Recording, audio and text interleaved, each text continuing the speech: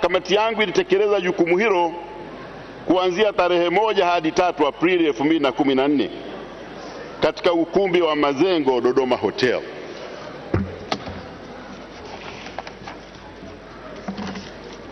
Kwa kupitia sura zote mbili,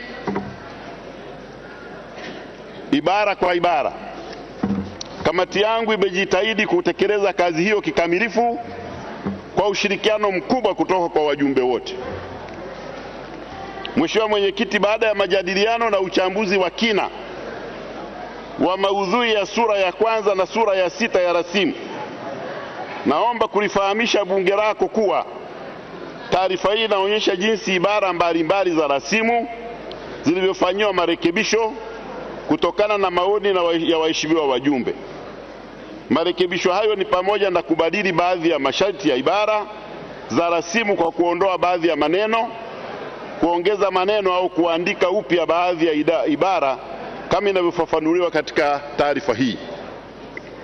Mheshimiwa Mwenyekiti, taarifa ya kamati yangu imeandaliwa kwa namna ambayo unapoisoma huna haja ya kufanya rejea katika rasimu, kwa vile ibara za rasimu zimenukuliwa kama zilivyo na matokeo ya mjadala kwa ufupi yameelezwa kama kuhusiana na ibara zinavyohusika.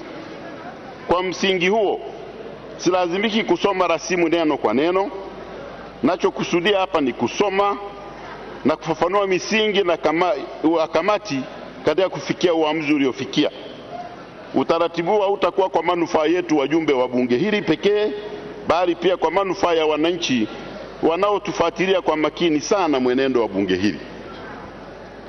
Mheshimiwa Mwenyekiti, majadiliano na uchambuzi wa kina wa maudhui ya sura ya kwanza na sura ya 6 yalifanyika katika masikilizano makubwa na kila mjumbe kumsikiliza mwingine hata kama hawakubaliani. Kamati katika kutekeleza wajibu wake ilizingatia matakwa ya sheria iliyoanzisha mchakato wa katiba sura ya 83 na kanuni namba 62(1)(a). Aidha, kamati ikiwa sehemu ya bunge maalum ilitambua wajibu wake kwa kujadili, kuchambua, kurekebisha na hata kufuta maneno na vifungu mbalimbali na kuviandika upya. Katika jukumu hilo, kamati imepitia ibara zote za sura ya kwanza na sura ya 6, ambapo baadhi ya ibara kanuni ilizikubali kama zilivyo katika rasimu na ibara zingine kuziongezea maneno na nyingine kuzifuta na kuziandika upya. Marekebisho na baadhi ya masharti ya ibara za rasimu kama ilivyofafanuliwa katika taarifa imewasilishwa kwenu.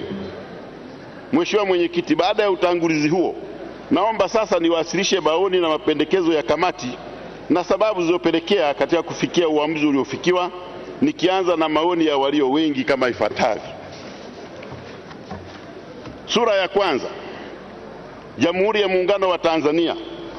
Sehemu ya kwanza, jina, mipaka, alama, lugha na tunu za taifa. Mheshimiwa Mwenyekiti, sehemu hii ya rasimu ina ibara 9. Ibara ya kwanza yenye sehemu 3 inahusu jina la nchi kuwa shirikisho, ndiyo iliyotumia muda mrefu sana kujadiliwa. Kati ya siku 3 za mjadala, nusu siku ilitumika kujadili ibara hii kabla ya kufanya uamuzi. Mjadala ulijikita katika maeneo 3 makubwa kama ifuatavyo: 1, mfumo wa muungano kama ulivyo sasa, ni shirikisho au ni muungano wa nchi moja? 2, kama ni shirikisho, je, tuhalalishe kwa kuweka neno shirikisho? Na 3, kama mfumo uliopo unatosheleza kuwa muungano kama tunavyofahamu hivi sasa, je, uendelee kama ulivyo? Mheshimiwa Mwenyekiti, mjadala huu ulikuwa mkubwa.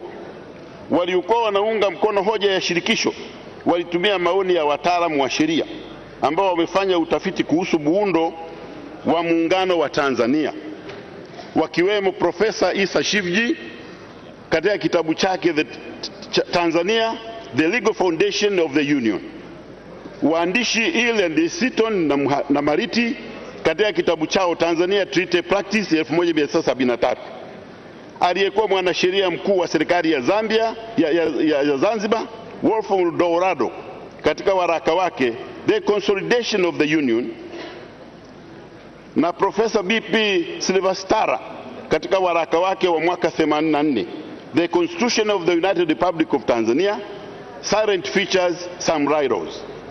Professor Paramagamba John Kabudi, International Law, Examination of the Union of Tanganyika and Zanzibar, a federal or a unitary state. Na Yahi Gai aliyekuwa mwenyekiti wa tume nchini Kenya, akiandika utangulizi wa toleo jipya la kitabu cha Profesa Isa Shivji 2009.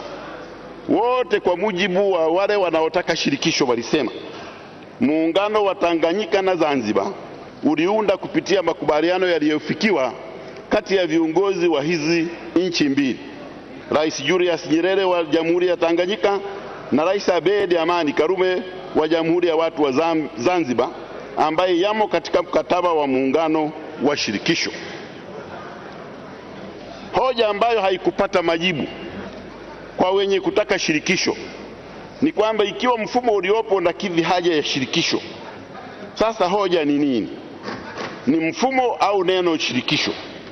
Kwa maneno mengine, ikiwa mfumo uliopo unakidhi muundo wa shirikisho, tunachodai ni nini? Ni neno shirikisho au mfumo uliopo?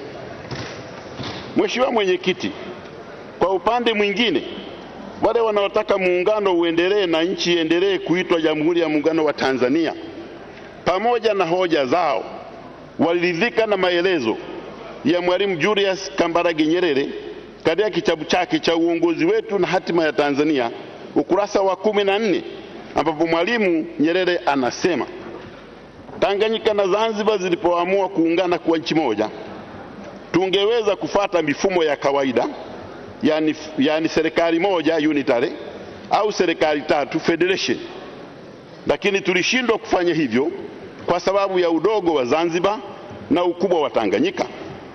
Zanzibar ilikuwa na watu 300,000 na Tanganyika watu milioni 12.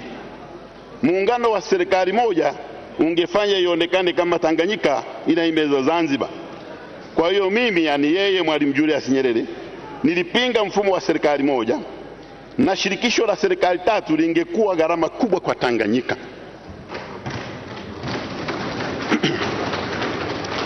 Wako wanaosema tusitumie hoja ya Mwalimu, lakini na mimi nawauliza, ni nchi gani ambayo imewahi kuandika katiba bila kutazama historia yake?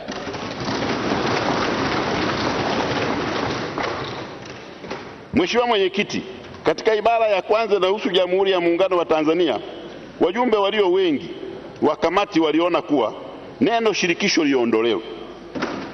Hii ni kutokana na sababu zifuatazo. Moja, hati ya makubaliano ya muungano ya mwaka 64 ambayo nimethibitisha ipo, ndio msingi mkuu wa Jamhuri ya Muungano wa Tanzania. Hati ya muungano ni sheria ambayo haikuanzisha shirikisho kama wajumbe walio wachache wanavyodai, na badala yake ilikusudia kuanzisha muungano. Hivyo kutumia neno shirikisho ni kwenda kinyume cha makubaliano yaliyopo katika hati ya muungano. Pili, mapendekezo ya kuanzisha serikali ya shirikisho yanakinzana na masharti yaliyowekwa na sheria ya mabadiliko ya katiba sura 83 kifungu cha 9(2) kinachozuia uwepo wa Jamhuri ya Muungano wa Tanzania, kinachokazia uwepo wa Jamhuri ya Muungano wa Tanzania. Ingawa tume ya mabadiliko ya katiba inadai yalikuwa mawazo ya wananchi, ndio maana ya wakayaleta. Swali ni kwamba kama wananchi waliotoa maoni wangetaka kuvunja muungano, je, tume ingeyaleta na kutushauri tuuvunje? Tatu, shirikisho la serikali tatu itasababisha uendeshaji wa shughuli za umma kuwa na gharama kubwa, na hivyo kuwa mzigo wa kiuchumi kwa wananchi. Kwa mfano, gharama za sasa za kuendesha mambo yote ya Jamhuri ya Muungano kwa mapato ya ndani ni takriban shilingi bilioni 10.7, wakati makusanyo yote ya ndani ni shilingi bilioni 12.6. Kwa mujibu wa takwimu za bajeti ya mwaka 2011-12, kuundwa kwa serikali ya muungano kutaongeza gharama na kupanua nakisi ya bajeti. 4. Shirikisho la serikali tatu litasababisha mgongano wa kisiasa na kuvunja misingi wa muungano wetu wa umoja wa kitaifa. Kwa hiyo wanashirikisho watakuwa na hisia kubwa za utaifa wao na hivyo kuua muungano. 5, mfumo wa muungano wa shirikisho ni tofauti, hivyo haiwezi kutumika pamoja kwani ina sifa na matumizi tofauti. Neno shirikisho linatumika mahali ambapo kuna nchi mbili huru. Kwa sasa nchi ya Tanganyika haipo kwa sababu mnamo mwaka 1964 ilitoa madaraka yake yote kwa Jamhuri ya Muungano wa Tanzania. Aidha, ilikubali shughuli za usimamizi wa serikali yake uwe chini ya mamlaka ya Jamhuri ya Muungano. Hivyo shirikisho halipo kwa sababu wenye kujadili shirikisho hawapo. 6, mfumo wa utawala wa shirikisho unalenga kuwa na muungano dhaifu kiuchumi, kisiasa na kijamii. 7, wajumbe walio wengi waliona kuwa rasimu ya katiba imeleta mkanganyiko, kwani neno shirikisho limetuweka katika baadhi ya ibara wakati ibara nyingine zinaongelea mfumo wa muungano. Hivyo wajumbe walio wengi walipendekeza kuwa ibara iandikwe upya na kusomeka kama ifuatavyo: 1. Jamhuri ya Muungano wa Tanzania ni nchi yenye mamlaka kamili ambayo imetokana na muungano wa nchi mbili za Jamhuri ya Tanganyika na Jamhuri ya Watu wa Zanzibar, ambazo kabla ya hati ya makubaliano ya muungano ya mwaka 64 zilikuwa nchi huru. 2. Jamhuri ya Muungano wa Tanzania ni nchi ya kidemokrasia inayofuata mfumo wa vyama vingi vya siasa, usawa wa binadamu, kujitegemea, utawala wa sheria, kuheshimu haki za binadamu na isiyofungamana na dini. Sehemu inayobaki ya 3 inabaki kama inavyosomeka kwenye rasimu na kwenye hotuba mlionayo. Mheshimiwa Mwenyekiti, katika ibara ya kwanza zaidi ya theluthi mbili ya wajumbe wote kutoka Tanzania bara waliafiki na kuunga mkono mapendekezo haya, wakati kwa upande wa Zanzibar idadi ya kura zilizopigwa hazikutosha kufikia theluthi mbili kwa kukosekana kura moja, kwa sababu zilitakiwa kura 13 na zilikuwepo 12. Ibara ya pili. Mheshimiwa Mwenyekiti, wajumbe wote wa kamati waliona kuwa ibara ya pili inahusu eneo la Jamhuri ya Muungano wa Tanzania haitoshelezi kwa sababu ibara hii jinsi ilivyoandikwa katika rasimu haikujumulisha maeneo mengine kama vile maziwa, mito, eneo la anga, visiwa vidogo vidogo na kadhalika.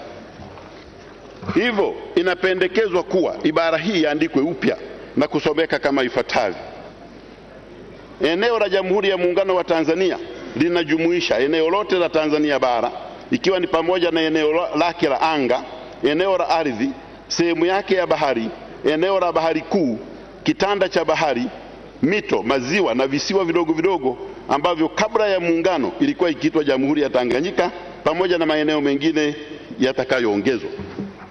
2. Eneo lote la Zanzibar ikiwa ni pamoja na eneo lake la anga, eneo lake la ardhi, sehemu yake ya bahari, eneo la bahari kuu, kitanda cha bahari na visiwa vidogo vidogo ambavyo kabla ya muungano vilikuwa vikiitwa Jamhuri ya Watu wa Zanzibar na maeneo mengine yatakayoongezwa. Eneo lote ndani ya mipaka ya Jamhuri ya Muungano itakalotambulika na mikataba mbalimbali ya kimataifa kama itakavyoainishwa katika sheria itakayotungwa na Bunge. Mheshimiwa Mwenyekiti, katika ibara hii zaidi ya theluthi mbili za wajumbe wote kutoka pande zote za muungano, yani Tanzania bara na Tanzania Zanzibar, waliafiki na kuunga mkono mapendekezo haya. Kwa namna ya kipekee nawapongeza sana wajumbe wote wa kamati yangu kwa kuonyesha utashi wa kisiasa na uzalendo mkubwa ambao kwa pamoja waliunga mkono marekebisho hayo. Mheshimiwa Mwenyekiti, ibara ya 3 inahusu alama na sikukuu za taifa. Wajumbe walio wengi wa kamati waliunga mkono uwepo wa ibara hii ili kujenga umoja wa kitaifa. Mheshimiwa Wasira, naona kuna taarifa. Mheshimiwa Matiku.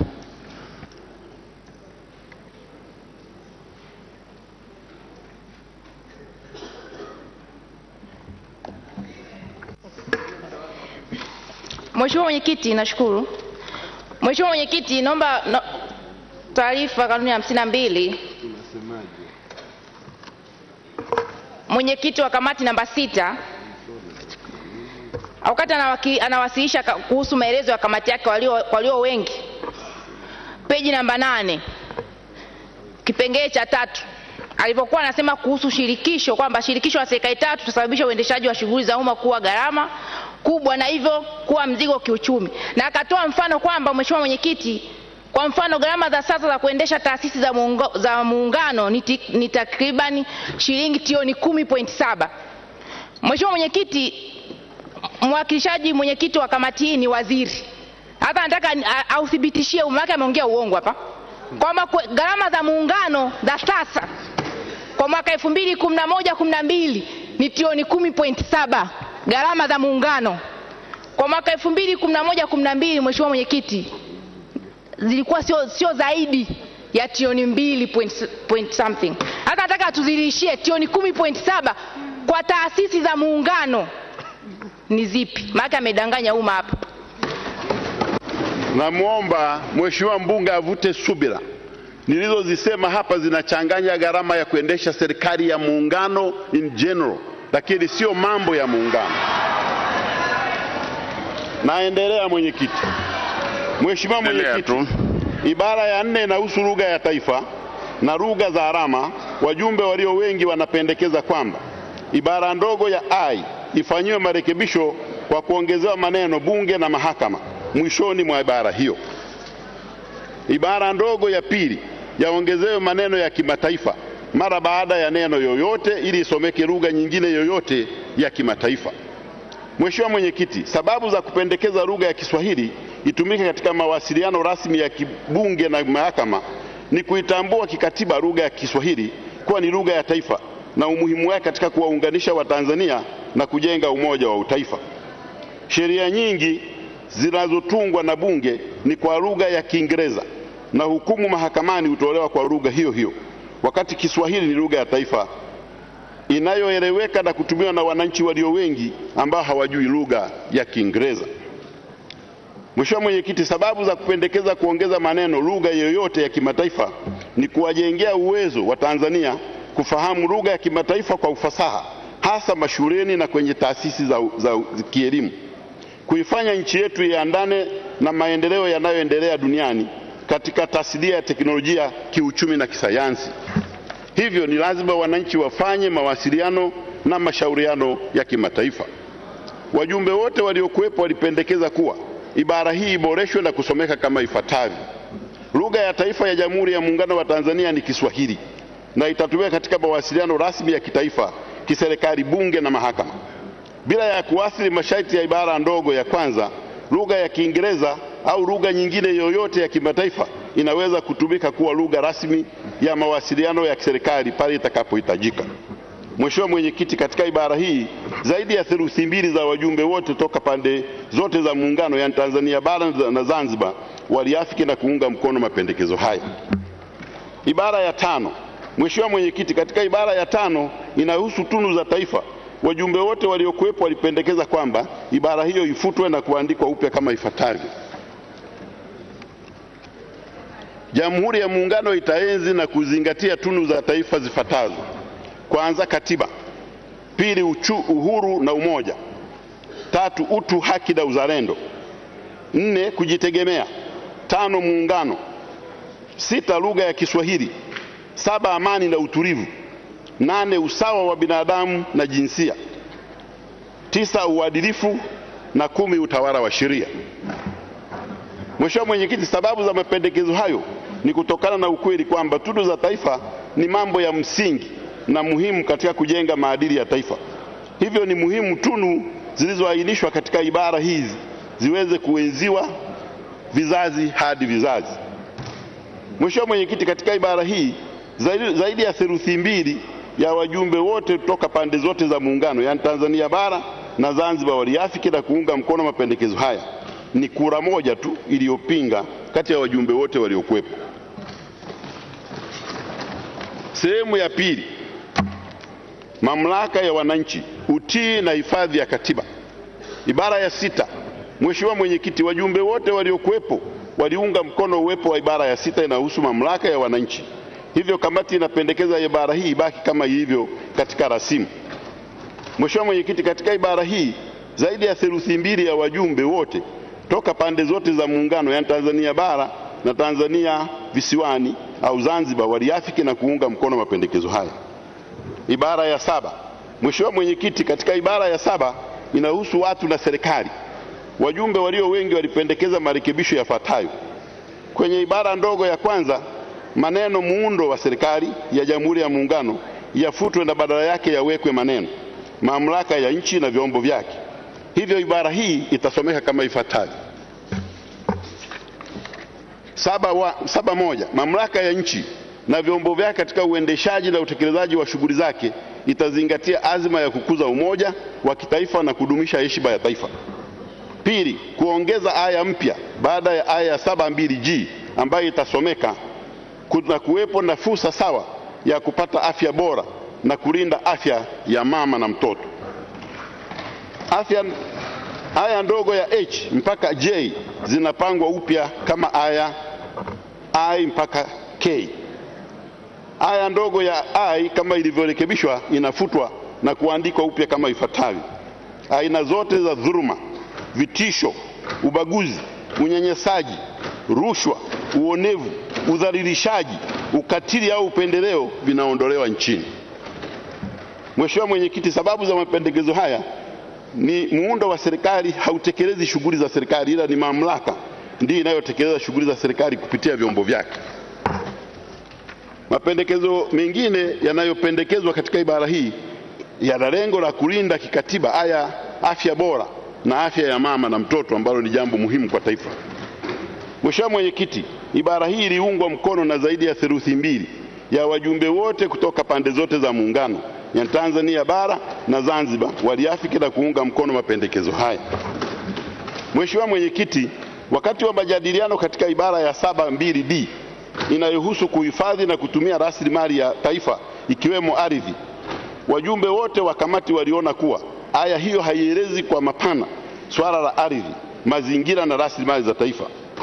Hivyo kwa kuwa swala la ardhi ni zito na linagusa maisha ya Watanzania wengi, ilipendekezwa kwamba bunge hili lilione ni vyema ikaandikwa sura nzima ya katiba inayozungumzia kwa kina masuala ya ardhi, mazingira na rasilimali za taifa.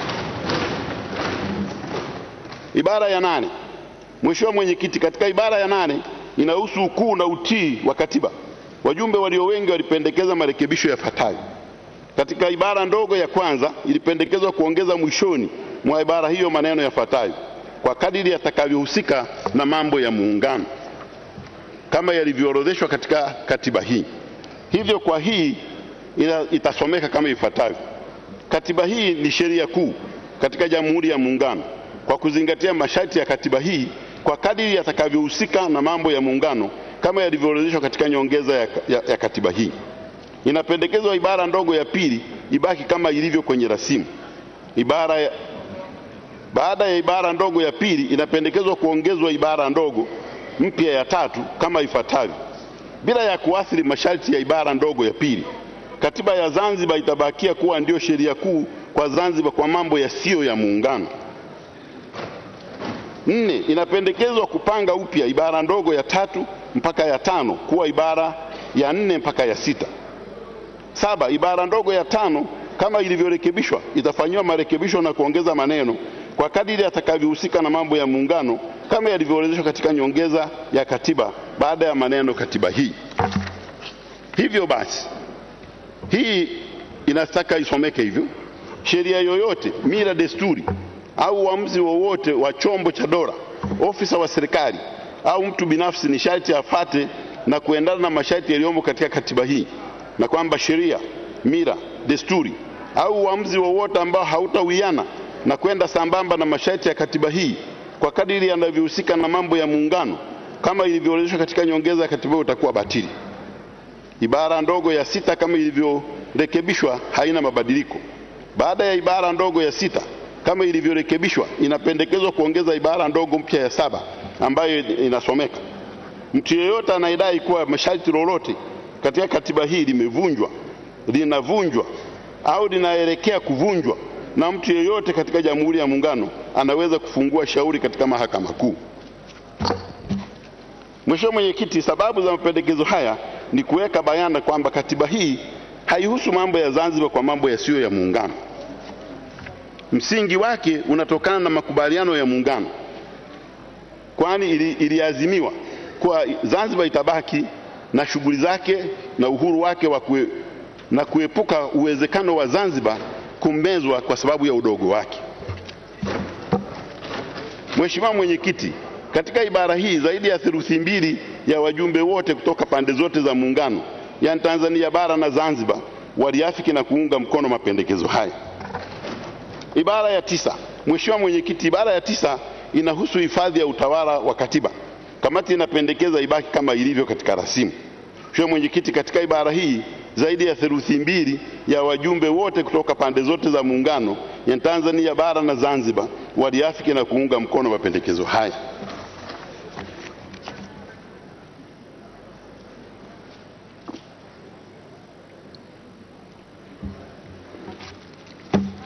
Sura ya 6. Ibara ya 60. Mheshimiwa Mwenyekiti, wajumbe wote waliamua kujadili sura nzima ya 6 kwa ujumla wake na baadaye kuafikiana kuipigia kura ibara ya 60 ambayo ndio msingi wa mapendekezo ya muundo wa serikali. Aidha, katika kufanya maamuzi juu ya ibara ya 60 walikubaliana kupiga kura kwa kubainisha kuwa kura za ndio zitahusu wajumbe wanaokubaliana na mapendekezo yaliyomo kwenye rasimu na kura za hapana zitawahusu wajumbe wasioafiki mapendekezo yaliyomo katika rasimu. Kwa mantiki hiyo, theluthi mbili ya wajumbe kutoka Tanzania bara walipinga mapendekezo yaliyomo katika rasimu ya katiba yanayopendekeza muundo wa serikali 3 na badala yake walipendekeza muundo wa serikali 2. Aidha, kwa upande wa Zanzibar, theluthi mbili haikufikiwa kwa kukosekana kura 2. Baada ya maamuzi hayo, wajumbe walio wengi walipendekeza kuwa sura ya 6 ibara kwa ibara inatakiwa kufanyiwa marekebisho makubwa. Hivyo ibara ya 60 inapendekezwa ifutwe na kuandikwa upya. 61. Jamhuri ya Muungano wa Tanzania itakuwa na muundo wa serikali 2 ambazo ni serikali ya Jamhuri ya Muungano na serikali ya Mapinduzi ya Zanzibar. 2. Shughuli zote za mamlaka ya nchi katika Jamhuri ya Muungano zitaelekezwa na kusimamiwa na vyombo vyenye mamlaka ya utendaji, vyombo vyenye mamlaka ya kutunga sheria na kusimamia utekelezaji wa shughuli za umma, na vyombo vyenye mamlaka ya utoaji haki. Vyombo vyenye mamlaka ya utendaji vitakuwa ni serikali ya Jamhuri ya Muungano, serikali ya Mapinduzi ya Zanzibar. 4. Vyombo vyenye mamlaka ya kutunga sheria na kusimamia utekelezaji wa shughuli za umma vitakuwa ni Bunge la Jamhuri ya Muungano na Baraza la Wawakilishi. Vyombo vyenye mamlaka ya utoaji haki vitakuwa ni Mahakama ya Jamhuri ya Muungano na Mahakama ya Zanzibar. Kila chombo kilichotajwa kwenye ibara ndogo ya 3, 4 na 5 ya ibara hii kitaundwa na kutekeleza majukumu yake kwa kufuata masharti ya katiba hii na katiba ya Zanzibar kadri itakavyokuwa, kwa kuzingatia sheria zitakazotungwa na Bunge la Jamhuri ya Muungano na Baraza la Wawakilishi la Zanzibar kwa madhumuni hayo. Mheshimiwa Mwenyekiti, sababu za mapendekezo haya ni kama ifuatavyo. Hati ya makubaliano ya Muungano ya mwaka 1964 ndio msingi wa kuwa na muundo wa serikali 2 ambapo serikali ilikubali kuhamishia sehemu ya mamlaka yake, yani Zanzibar, yanayohusu masuala ya muungano kwenye serikali ya Muungano, na Tanganyika ilikubali kuhamisha mamlaka yake yote kwenye serikali ya Jamhuri ya Muungano. Kuainisha vizuri vyombo vinavyotekeleza masuala katika Jamhuri ya Muungano ni sababu nyingine. 3. Kuimarisha utaifa. Tukiwa na serikali 3, wengi wanasema tutakuwa na Watanganyika na Wazanzibari, na hivyo tutakuwa na Watanzania wenye uzalendo wa taifa la Tanzania. Watanzania watabaki tu ni wale wanaotafuta passport. Katika swala hili, muasisi wa taifa letu Mwalimu Julius Nyerere ameandika kwamba kitu kimoja ambacho hatuwezi kutazamia ni kwamba siku moja nchi moja hii itakuwa nchi 2 kwa uongozi wa CCM. Ameandika mwenyewe hayo maneno yake, lakini hiyo ndiyo shabaha ya kuirudisha Tanganyika. Na hata kama wajinga na wapumbavu, maneno ya Nyerere hayo, hawatambui hayo, bado hayo ndiyo yatakuwa matokeo ya ujinga wao. Ukifufua Tanganyika utaua Tanzania. Utanganyika, Uzanzibari utakuwa tatizo, kwa sababu hisia hizi zitaleta ubaguzi na athari zake zitakuwa kubwa kwa wananchi. 4. Kuainisha mgawanyo wa madaraka na utekelezaji wa shughuli za serikali. Muundo wa serikali mbili ukiwa na uwajibikaji mzuri na vyombo vilivyowekwa kisheria unaweza kuondoa kero ambazo sasa zinaonekana. 5. Unaweka nguzo imara ya ulinzi wa nchi, uhuru na mapinduzi ya Zanzibar ya mwaka 64 na unaweza kuhudumia umoja wa taifa letu, amani na mshikamano miongoni mwa wananchi wa Tanzania bara na Zanzibar, na kuwa mfano wa kuigwa kwa bara la Afrika kama ambavyo imekuwa kwa miaka 50. 6. Mfumo huu unajenga uzalendo wa kiutanzania zaidi kuliko Utanganyika na Uzanzibari na kuondoa utabaka, ukabila, udini ndani ya Jamhuri ya Muungano. 7. Mfumo huu unatoa fursa kubwa ya kisiasa, kiuchumi na kijamii, hususan pande zote mbili za muungano kujipatia ardhi na mambo mengine. Tusiwadanganye wananchi katika jambo hili. Tukiweka serikali nyingi hapa zikaweka masharti, kuna watu watapata matatizo katika kupata huduma za kiuchumi kutoka upande mmoja wa nchi kwenda upande wa pili. 7. Mfumo huu pia unatoa fursa kwa Watanzania wote kumiliki ardhi na rasilimali nyingine ambazo si za muungano bila ya kubaguana wala kuwekeana vikwazo vyovyote, iwe Zanzibar au bara. Hatua hii ni muhimu sana, hasa kwa upande mmoja wa muungano ambao una eneo dogo na ardhi ndogo na idadi ya wakazi wake inaongezeka kila siku. 9. Unatoa fursa ya kupanua soko huru la biashara, ajira na uwekezaji katika nyanja mbalimbali na kuimarisha huduma za kijamii kwa mtu mmoja mmoja na hata taasisi bila ya masharti ya ugeni au uhamiaji. 10. Mfumo wa serikali mbili unapunguza gharama kubwa ya uendeshaji ikilinganishwa na ule wa serikali tatu unaodaiwa na Tume ya Mabadiliko ya Katiba. 11. Mfumo wa serikali mbili ukifanywa marekebisho ya katiba utaondoa kero na manunguniko ambayo yameelezwa kuwa msingi wa mapendekezo ya tume katika kutaka mfumo wa serikali tatu. 12. Licha ya ubishi ambao unaendelea, uko ukweli usiopingika kwamba serikali tatu zitaongeza gharama ya kuendesha serikali kutokana na vyanzo vya mapato vya uhakika. Kutokuwepo vyanzo vya mapato vya hakika kutahatarisha udhibiti wa serikali ya shirikisho na kusababisha kuanguka kwa serikali yenyewe. Kuthibitisha ukweli huu, wakati Tume ya Mabadiliko ya Katiba inapendekeza vyanzo vya mapato vya ushuru wa bidhaa, michango ya nchi, washirika na mikopo, mchumi mmoja anayeheshimika kimataifa, Profesa Ibrahim Haruna Lipumba, akitoa mada kuhusu changamoto za kugharamia serikali ya muungano katika mfumo wa shirikisho, aliandika na namnukuu: Tume ya Jaji Warioba haikufanya uchambuzi wa kina wa mantiki ya kuingiza sehemu kubwa ya mapato ya serikali ya Tanzania kuwa jambo la muungano.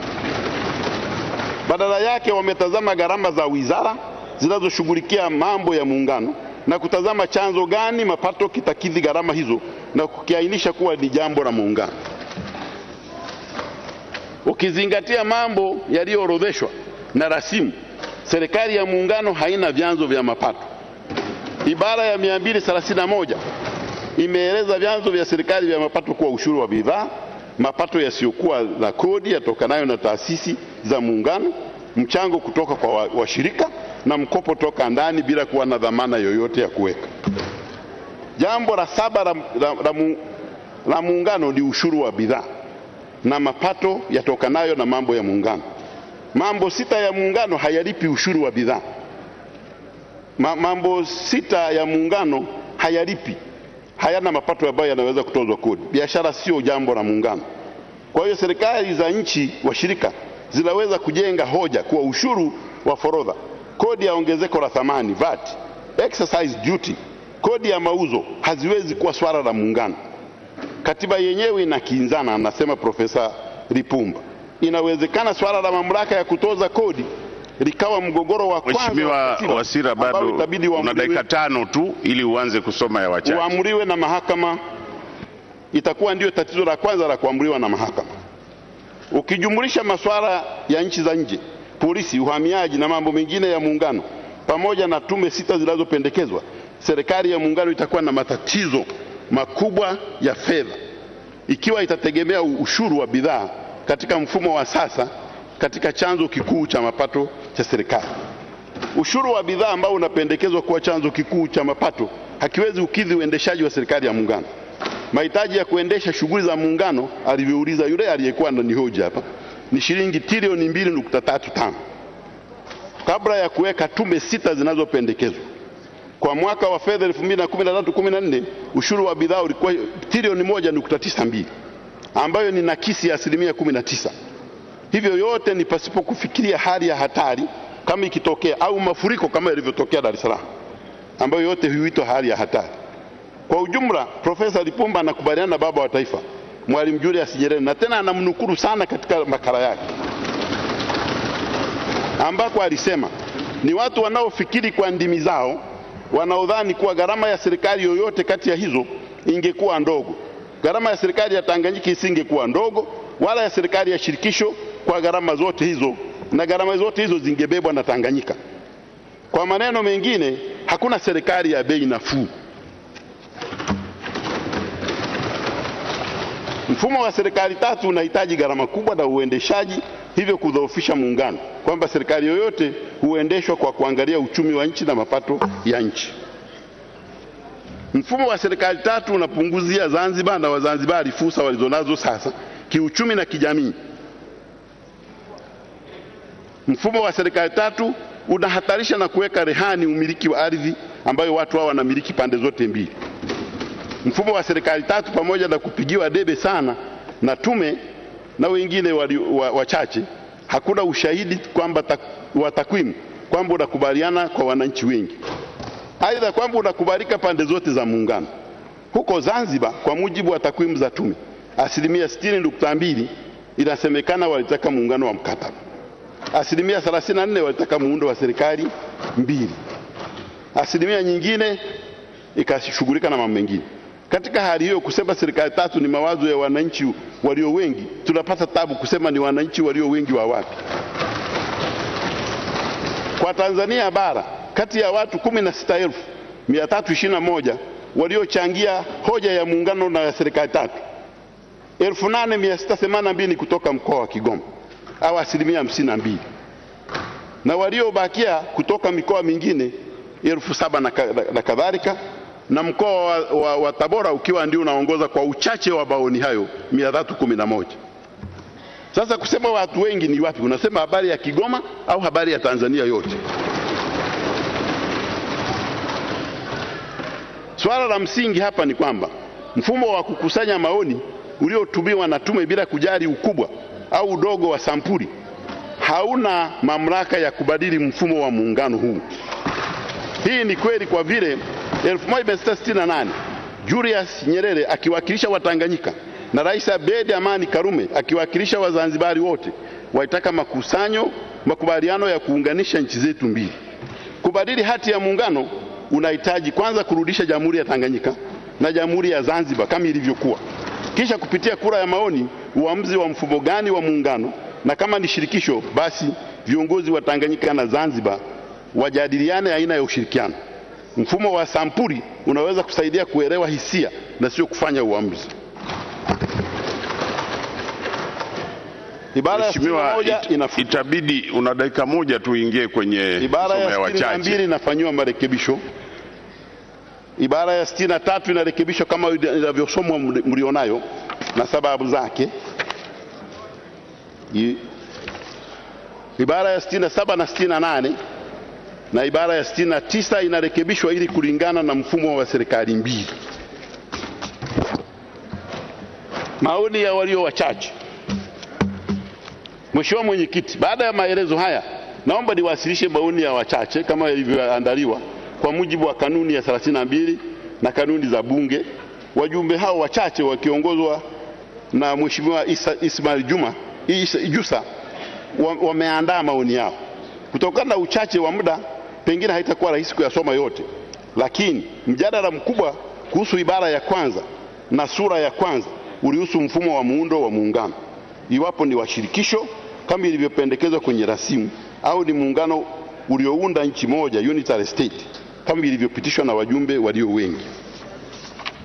Maelezo niliyatoa awali juu ya wale maprofesa waliotazama mfumo wetu yalitumiwa na wachache katika kujenga hoja yao.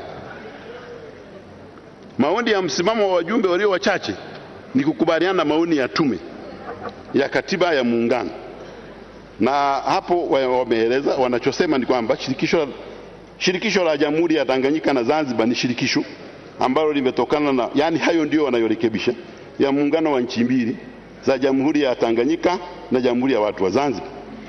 Shirikisho la Jamhuri ya Tanganyika na Zanzibar ni shirikisho la kidemokrasia linalofuata mfumo wa vyama vingi vya siasa, usawa wa binadamu, kujitegemea, utawala wa sheria, kuheshimu haki za binadamu. Hati ya makubaliano ya muungano baina ya Jamhuri ya Tanganyika na Jamhuri ya watu wa Zanzibar iliyorejewa katika ibara ndogo. Mimi nashukuru hawa wanasema hivi, maana wanasema haipo. Mimi nasema ipo, lakini ndio msingi wa makubaliano ya muungano wa nchi hizi. Na vile vile wanapendekeza iongezwe ibara ambayo inasema nchi yoyote inaweza kuomba kujiunga katika shirikisho la Jamhuri ya Tanganyika na Zanzibar ikiwa nchi hiyo itatimiza masharti yaliyowekwa katika katiba hii na kwa ridhaa ya serikali, bunge na baraza la wawakilishi. Mheshimiwa Mwenyekiti, sura ya 6 yenye ibara 9 kuanzia 60 mpaka 69 inahusu muundo wa muungano. Ni maoni ya wajumbe wachache kwamba ili kufahamu maoni ya wajumbe walio wachache kuhusiana na muundo huu, vizuri kwanza kujikumbusha hali halisi ya muungano. Kwa hiyo kuanzia ukurasa ule wa 40 pale wameorodhesha matatizo ambayo wanayaona yanahusiana na muungano. Kwa madhumuni ya kuelewa msingi wa matatizo yanayokabili muungano kama muungano uliopo sasa, ni muhimu sana kufanya uchambuzi mfumo wa sasa na udhaifu wake, maeneo muhimu ya kuzingatiwa. Msimu wa wadai wameeleza sasa mambo kama 8 ambayo ndio udhaifu: msingi wa muungano na utaifa, mgawanyo wa mambo ya muungano na yasiyo ya muungano, utaratibu wa kutunga sheria, mambo ya muungano, utaratibu wa kutunga sheria za muungano, bajeti na fedha za muungano, usimamizi wa mambo ya muungano, matumizi ya rasilimali za muungano, udhaifu wa jumla wa mfumo uliopo. Wameanza kueleza msingi wa muungano na utaifa kuwa Jamhuri ya Muungano ilitokana na muundo wa dola mbili. Hilo linaeleweka. B, kanuni ya pili, muungano wa Tanzania Zanzibar ni kutokana na mazingira ya kihistoria, kijiografia na kidemografia. Haiwezekani kuwa na mtazamo wa serikali moja, wanasema wenyewe wachache. Hawaoni huko, wanasema, na Mkapa aliwahi kutoa hotuba inaunga mkono hilo. Kanuni ya 3, msingi ni kuwa muungano huu una mamlaka 3: mamlaka ya muungano, mamlaka ya Zanzibar na mamlaka ya Tanzania bara. Havyo ndivyo wanavyouona wao wachache. Kanuni ya 4 ya msingi ni kuwa kwa mujibu wa nyongeza ya kwanza ya jedwali la pili, orodha ya pili ya katiba ya Jamhuri ya Muungano, washirika na muungano wanao uhuru wa fursa ya kujadili na kukubaliana kuendesha kuwepo au kutokuwepo muungano. Hii ipo katika katiba na wao wanakiri kwamba mambo yale yanaweza kurekebishwa kwa theluthi mbili za pande zote mbili. Kanuni ya 5 ya msingi, muungano ni usawa katika maamuzi, na wanadhani usawa huu haupo kwa maoni ya wachache. Kanuni ya 6 ni haki ya pande mbili za muungano katika ushiriki na uendeshaji wa mambo ya muungano. Mheshimiwa Mwenyekiti, pamoja na kuwepo misingi hiyo bayana, katiba sasa wanasema haitamki wazi misingi muhimu ya muungano kwa ufasaha na uwazi. Nadhani tunaweza tukatumia mkutano huu kueleza na kuweka wazi. Katika baadhi ya nchi kama vile Switzerland imetamka bayana nani washirika na muungano wao na baadhi yao haki zao katika washirika. Katiba ya Brazil imetamka bayana. Sasa siwezi kusema kitu juu ya hiyo, lakini hivyo ndivyo wanavyosema. Mheshimiwa Mwenyekiti, katiba haiweki bayana misingi ya muungano katika kulinda msingi ya muungano wa nchi mbili huru zenye mazingira maalum, hivyo kuendesha kulinda mazingira. Katiba ya Marekani wanasema hairuhusu zile state kuungana. Kimazingira ya Marekani bila shaka yanatofautiana na mazingira ya Tanzania. Mheshimiwa Mwenyekiti, kwa upande wa haki katika ushiriki na uendeshaji wa mambo ya muungano, masharti pekee ya katiba hii ni haki ya kila upande kutoa rais au makamu wa rais. Hata hivyo, kwa mfumo wa sasa, rais wa muungano na makamu wa rais hawana uhusiano wa moja kwa moja na Zanzibar. Hili ni jambo linazungumzika na linaweza kurekebishwa. Hivyo basi, kasoro kubwa za muungano na sasa ni kutoweka bayana misingi nasoma na kusoma, najua kusoma. Mgawanyo wa mambo ya muungano, wewe ndio unanichelewesha kusoma. Mgawanyo wa mambo ya muungano ya si ya muungano. Mambo ya muungano kwa mujibu wa ibara ya 4 ya katiba muungano wa 70 yametaja kwenye jedwali la kwanza mambo 22. Lakini hapa walio wachache wameorodhesha mambo 31. Sasa mengine unashindwa kuyasoma maana hayapo kwenye katiba, lakini hapa yapo. Mheshimiwa Mwenyekiti, matatizo ya mgawanyo wa mambo ya muungano na yasiyo ya muungano ni pamoja na kukosekana tafasiri ya mipaka skopo na mambo ya muungano. Mfano ni swala la simu, wamelitolea mfano shirika la posta na simu lililokuwa jambo la muungano ambalo lakini TTCL sasa Zanzibar inashirikishwa kwa kuwa na mkurugenzi mmoja. Hii imeelezwa vizuri hapo kama moja ya sababu, na inaendelea hivyo, inataja TTCL, TCRA kama mfano mwingine. Utaratibu wa kutunga sera na mambo ya muungano. Wanasema kwa mujibu wa ibara ya 53(2) ya katiba, mamlaka ya kutunga sera ya Jamhuri ya Muungano yamo mikononi mwa Baraza la Mawaziri. Katiba haitenganishi baina ya sera kwa mambo ya muungano na sera ya mambo yasiyo ya muungano. Katiba haikuweka utaratibu wa aina yoyote ya kushirikisha Zanzibar katika maamuzi yanayohusu sera na mambo ya muungano. Wanasema waziri wa Zanzibar wanahudhuria Baraza la Mawaziri, hawawakilishi Zanzibar. Ingawa rais wa Zanzibar naye anahudhuria, lakini bado hawakilishi Zanzibar. Ni maoni ya wachache ambayo yanastahili kusikilizwa na kuheshimika. Mawaziri nimeshasema soma hivi. Baadhi ya mifano ya kutoshirikishwa Zanzibar katika kuandaa sera imeelezwa hapa.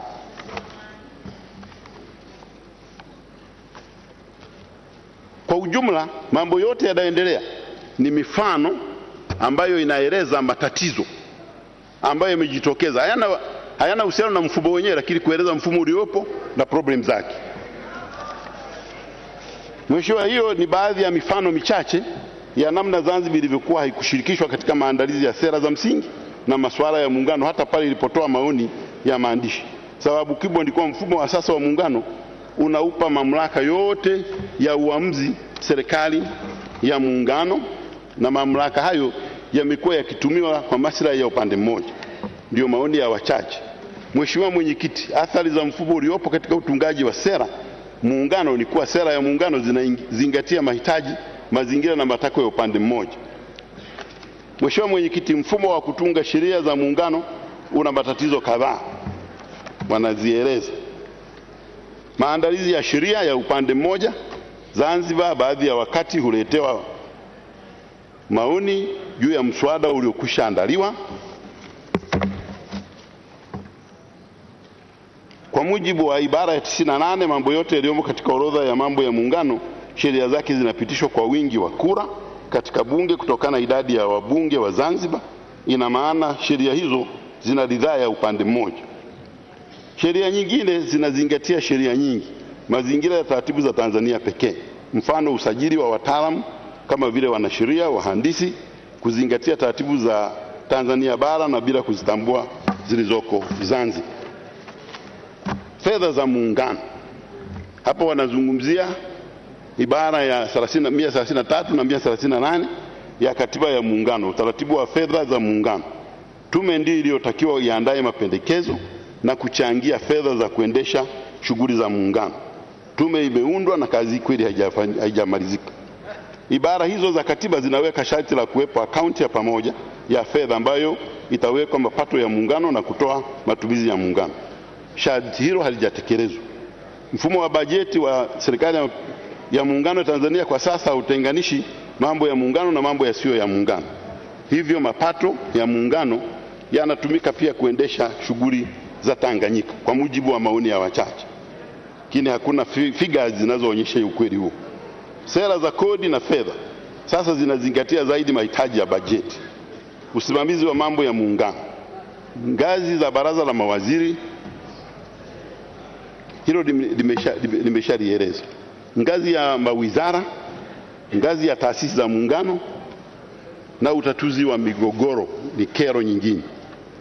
Mheshimiwa Mwenyekiti, mifano ya migogoro na kero hizo ni kama ifuatavyo. Fursa za kodi. Miongoni mwa mgogoro mkuu uliopo baina ya Zanzibar na serikali ya muungano ni ile ya Zanzibar kutumia fursa za sera za kodi katika uchumi wake. Zanzibar iliwahi kuandaa sheria offshore companies na itumia fedha nyingi kuajiri wataalamu wa fani hizo. Ingawa serikali ya muungano ilikubaliana na sera hizo, lakini hatimaye ilikataa wakati mswada wa sheria hiyo upo katika hatua ya mwisho. Aidha, Zanzibar ilianzisha maeneo huru EPZ na baada ya viwanda kama vile vya madirisha maalum ya aluminium na mafuta ya kupikia vilianzishwa. Hata hivyo, viwanda hivyo vilishindwa kuendeshwa na kazi kutokana na TRA kukwamisha bidhaa. Haya ni mambo ya utekelezaji, yanaweza kuwa ni ya kweli au yanaweza yakaondolewa kiutekelezaji. Swala la benki kuu nalo limezungumzwa. Tume ya pamoja ya fedha imerudiwa. Masuala ya wanachama wa FIFA yameelezwa. Lakini ukienda katika vifungu vile tulivyovipitia ambavyo mwenyekiti sikuvisoma, kuna marekebisho makubwa yaliyofanya kuhusu mahusiano ya Zanzibar na nchi za nje ambayo yanaweza yakapunguza matatizo haya. Swala la mafuta ya gesi, huu ndio wakati mzuri wa kuamua, maana liko kwenye katiba lakini tunaweza kuliondoa. Ajira imefanyiwa uchambuzi. Ninajua kuna maamuzi lakini sio kazi yangu kuyaeleza hapa. Naweza kuelezwa na Serina Kombani. Mheshimiwa Mwenyekiti, kama wote mlivyonisikiliza na wengine kuniona, nimewasilisha hapa taarifa yenye sehemu mbili. Sehemu ya kwanza ni maoni ya walio wengi ambao kimsingi wanaunga mkono mfumo wa serikali mbili zitakazoboreshwa kupitia mchakato wa katiba hii. Mimi mwenyewe ni sehemu ya walio wengi. Sehemu ya pili ni ya wenzetu wanaotaka shirikisho la serikali tatu. Wananchi wanaotusikiliza na kutuona watakuwa wanaelewa nani anaunga mkono nini na kwa nini. Jambo la maana hapa ni nguvu ya hoja tu. Lazima kusikiliza hoja zenye ushawishi, wengi wasikilize wachache na wengi wasikilize wengi. Hakuna tatizo la kupata katiba mpya. Msingi wa demokrasia ni uamuzi wa wengi, lakini ni haki ya wachache kusikiliza. Tumewafanya yote mawili. Tumewasikiliza wachache kwenye kamati na tumeamua wengi kuelekea serikali mbili. Tutaendelea na utaratibu huu.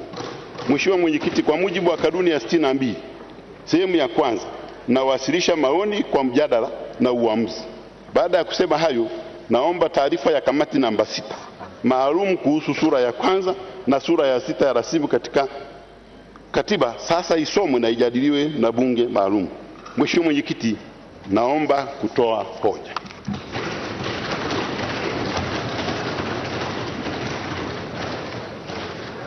Nakushukuru sana Mheshimiwa Wasira.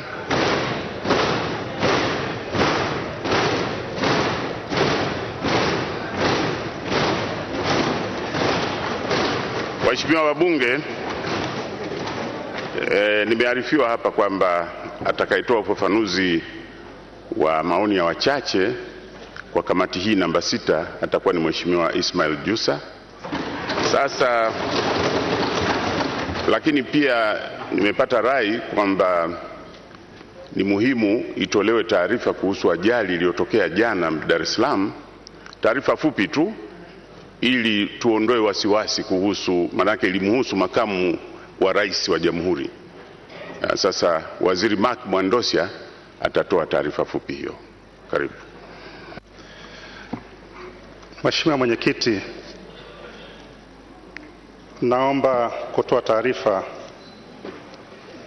kwamba jana wakati Mheshimiwa makamu wa rais akiwa katika ziara, akitayarisha kwenda ziara kukagua, afanye hiyo ziara kwa njia ya helikopta kwa sababu eneo lenyewe la maafa ni kubwa na ilibidi andamane na viongozi wengine wakiwemo Mheshimiwa Waziri Magufuli, Mheshimiwa mkuu wa mkoa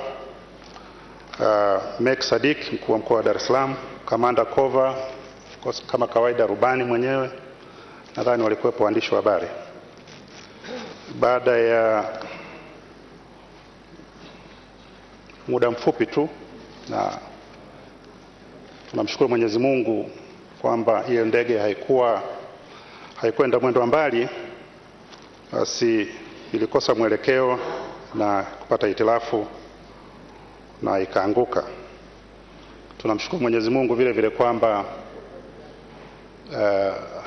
hakuna maisha yaliyopotea. Mheshimiwa Makamu wa Rais na ujumbe wake walipata majeruhi, lakini sio walipata majeraha lakini sio ya kutisha. Kama ninavyosema, tunamshukuru Mwenyezi Mungu kwamba maisha yao yameokolewa. Sasa vile vile, Mheshimiwa Mwenyekiti, hii imetokana na hali ya hewa ya Dar es Salaam, mkoa wa Pwani kwa jumla, mkoa wa Morogoro na maalum.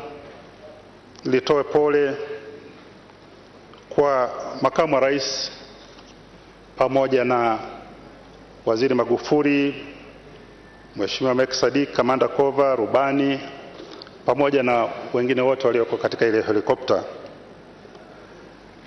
La pili, tutoe pole kwa wahanga wa mafuriko, ikiwa ni pamoja na familia za wale waliopoteza maisha katika mafuriko haya. La tatu, naomba mkubali tutoe mchango wa posho ya siku moja ambayo itaonyesha tuko pamoja, hatuko kisiwa, tunaungana na wote waliopata maafa haya makubwa. Mheshimiwa Mwenyekiti, maana yake ni kwamba bunge lako tukufu linaweza kuchangia hakika kwa siku moja kiasi ambacho kwa hesabu za haraka haraka haipungui milioni 180. Mheshimiwa Mwenyekiti, naomba kutoa taarifa na kutoa hoja. Asante sana. Asante Mheshimiwa Waziri. Nasema hivi, hebu tukae. Kwa mujibu wa utaratibu, kamati ya uongozi itakutana na kuyatazama hayo, kwa sababu haiwezi kuwa ni hoja rasmi iliyotoka hapa ghafla hivi. Kwa hiyo, kwa kuwa leo tuna kikao cha kawaida cha kamati ya uongozi, tutazingatia haya mwenzetu aliyoyasema na tutawapeni taarifa kwa wakati mwafaka.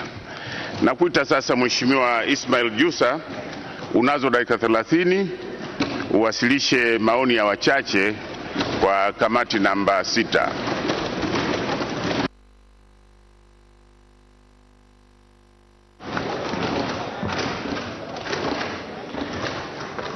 Mheshimiwa Mwenyekiti, nianze kwa kumshukuru Mwenyezi Mungu kwa kunijalia uhai na uzima na sote pamoja asubuhi hii tukaendelea na shughuli zetu. Nikushukuru Mheshimiwa Mwenyekiti kunipa nafasi hii na mimi kutoa ufafanuzi wa maoni ya wachache katika kamati namba 6. Mheshimiwa Mwenyekiti, kabla sijaendelea, naomba niseme tu kwamba bahati mbaya, labda kwa sababu ya muda au kama sababu nyingine ambayo mimi sijui, lakini katika taarifa ya kamati hii, vitabu vilivyosambazwa ukurasa wa 69 inasema mapendekezo hayo ya marekebisho yanapatikana katika maelezo kamili ya maoni ya wachache ambayo nilishaeleza awali kwamba yaingizwe yote kwenye kumbukumbu za Hansard na yasomwe pamoja na taarifa hii. Hasa Mheshimiwa Mwenyekiti, nimeona niseme hili kwa sababu kuna summary ambayo nilimtengenezea mwenyekiti wangu, ambayo kwa bahati pia alikuwa akitolea maoni alipokuwa anaisoma, si utaratibu, lakini kuna waraka huu wa kurasa 64 ambao nilimkabidhi na makatibu wa kamati yetu niliokabidhi. Naomba wote uingizwe katika Hansard kama maoni ya wachache, kwa sababu huko ndiko ambapo mapendekezo yetu kwa wingi na vifungu pia tumeyaeleza. Mheshimiwa Mwenyekiti, baada ya kusema hayo, nianze na la kwanza. La kwanza Mheshimiwa Mwenyekiti ni kwamba kwa maoni yetu sisi wajumbe walio wachache ni kwamba kitendo cha kujadili muundo wa serikali mbili chenyewe ni kinyume na sheria ya marekebisho ya katiba ya mwaka 2011 kama ilifanya marekebisho hadi mwaka 2014. Mheshimiwa Mwenyekiti, sheria hii iliweka utaratibu mzima wa kufikia hadi kupata rasimu hii. Kwanza, kuliundwa tume ikatakiwa ikusanye maoni